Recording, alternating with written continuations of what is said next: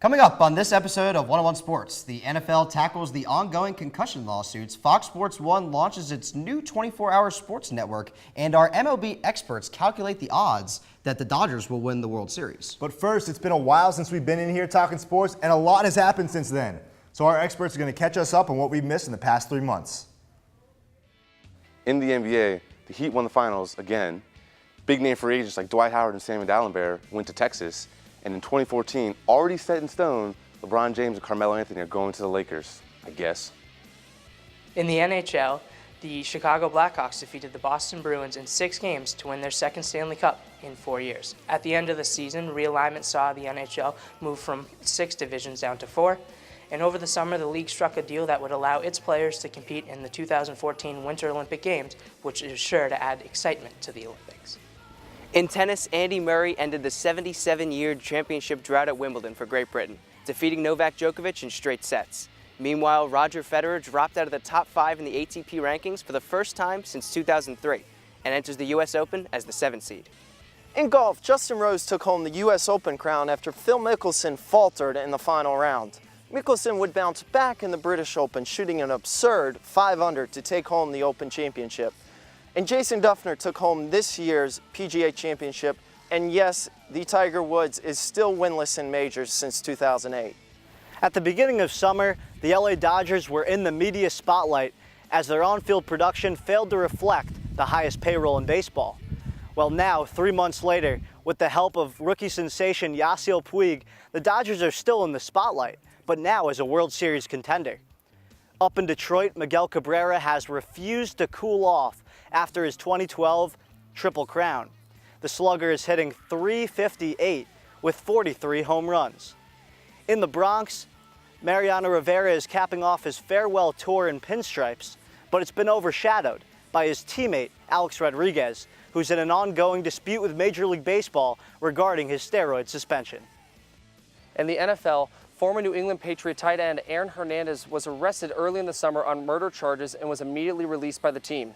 Denver Bronco linebacker Von Miller was suspended for the first 6 games of the season after breaking the NFL's substance abuse policy. And finally, Redskins quarterback Robert Griffin III suffered a season-ending knee injury last year. He hopes to be ready to join the team by Week 1.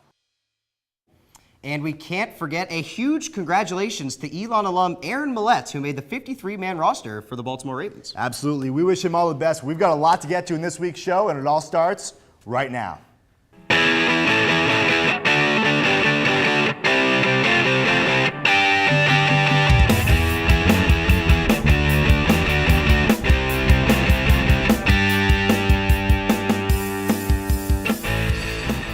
Hello and welcome to 101 Sports. I'm Jake Soder. And I'm Ryan Ballack. We have a great show for you planned today, so let's get things started with the starting 5.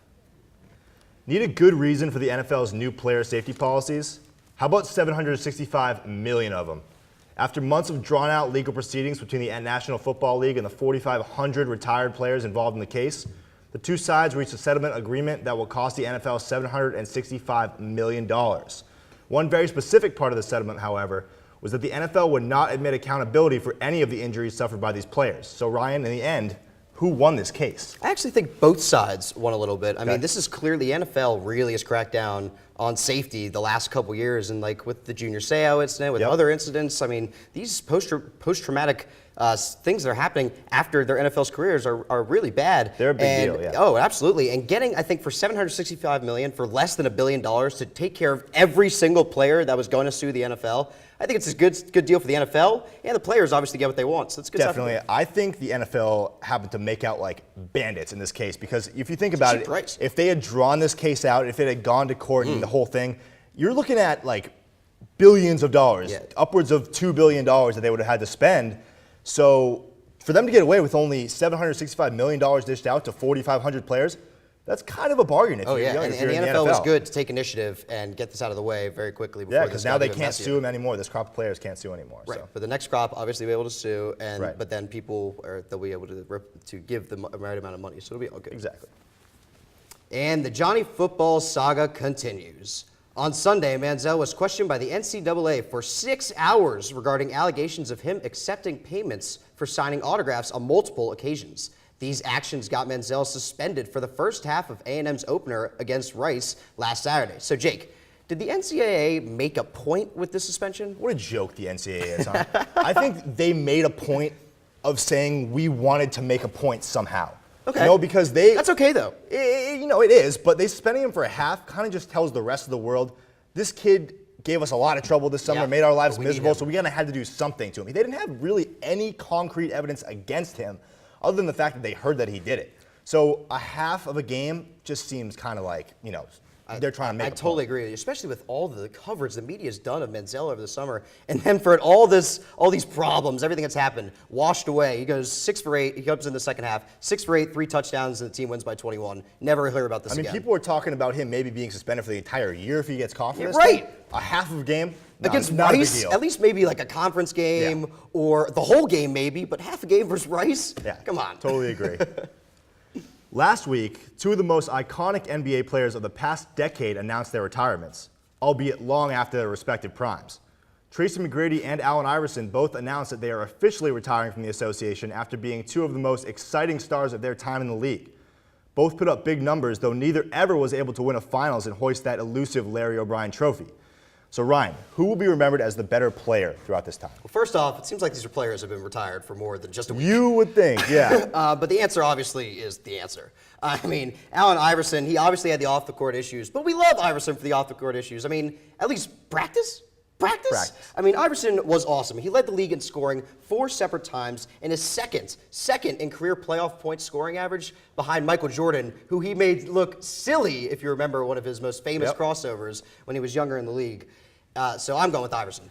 I'm going to say T-Mac only on the grounds that 20 years from now, 40 years from now, people are going to look back at AI and T-Mac and remember AI for the off-the-court stuff almost exclusively. You're going to remember That's true. the practice. You're going to remember, This is also you a guy know, who was an absolute the stud on the kidnapping. court. This is a guy who put up 50. I mean, like he would put up 50, and it wouldn't be a surprise to anybody. He took over games. Iverson was a stud. I think you're going to remember T-Mac more as the ultimate highlight reel, which Oh, is, yeah, I the think, dunk man. He's great. Yeah, no, I think, but that's why I'm kind of saying T-Mac as a player versus Allen Iverson as kind of an off-the-court issue. All right, I'll give you that. And another thing I'll give you, purple Tracy McGrady, #1 jersey. Yes. Oh, my goodness. Straight fire. So fresh, so great.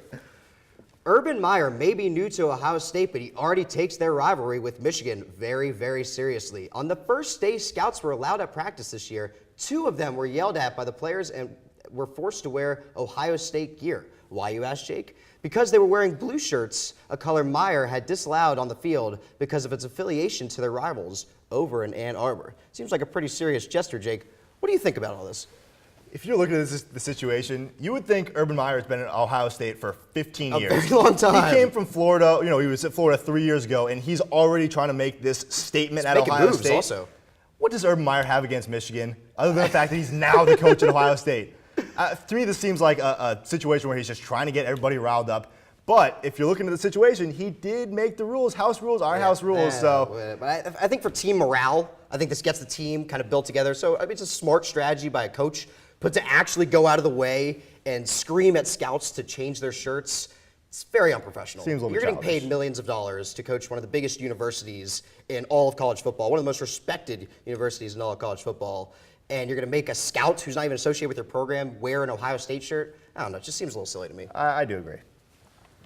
After much anticipation and hype, the Fox Sports 1 television network is officially live, and there have been mixed reviews thus far, to say the least. Ryan, what are your early impressions on ESPN's newest competitor? A resounding meh? It's different. Yeah. So I think ESPN is actually in a little bit of trouble because this is definitely a brand new scene. Everything looks totally fresh, totally new. I was really delighted. I turned on Fox Sports Live, Fox Sports 1's version of SportsCenter, and they had a little highlight rundown showing me what actually happened in sports last night. It was so marvelous. But the panelists. Are you kidding me? Regis Philbin is hosting a sports Yes, show? yeah. And Ephraim Salam and Gabe Kapler are 2 ex-athletes? Oh my God, give me a break. It's bad. That's bad. Well, I can see what Fox Sports 1 is trying to do, maybe bring it back to the old days a little bit, where there were highlight after like highlight that. after highlight, Yeah. and that's good. But you're right. The panel of people that they have on that station is horrendous. I'm still going to watch ESPN 10 times out of 10 because I know what I'm going to get. I'm switching a little bit. I can't do it. I can't do Fox Sports 1. All right. I don't know. I can't do it.